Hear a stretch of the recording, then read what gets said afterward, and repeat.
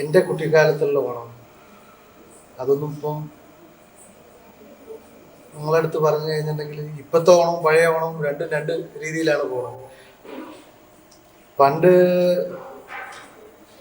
ഓണത്തിന് എല്ലാ വീട്ടിലുള്ള എല്ലാ കുടുംബക്കാരും എല്ലാവരും ഒത്തുചേർന്ന് വളരെ സന്തോഷമായി കുറച്ച് നാളുകൾ കഴിച്ചു കൂട്ടായിരുന്നു. ഇപ്പം എല്ലാവരും തിരക്കാണ്, ഓരോരുത്തരും ഓരോ വഴിക്ക്. അല്ലെങ്കിൽ ഈ ഡൽഹിയിലും അത് അങ്ങനെ ഓരോരുത്തർ എല്ലാവരും തിരക്കിലാണ്, ആർക്കും സമയമില്ല. ഓണം എന്ന് പറഞ്ഞു കഴിഞ്ഞാൽ ഒരു ദിവസത്തെ ഇലയിൽ കുറച്ച് ഭക്ഷണം കഴിച്ചു ഒതുക്കുന്ന രീതിയിലായിരിക്കണം ഇന്നത്തെ ഓണം. പണ്ട് അങ്ങനെയല്ല, ഓണത്തിന് 10 ദിവസം എല്ലാവരും ഒന്നിച്ചു കൂടി. അത് പറയാൻ പറ്റില്ല, അത് അനുഭവിച്ച് തന്നെ തീരണം, എന്നാലേ അത് മനസ്സിലാവുള്ളൂ.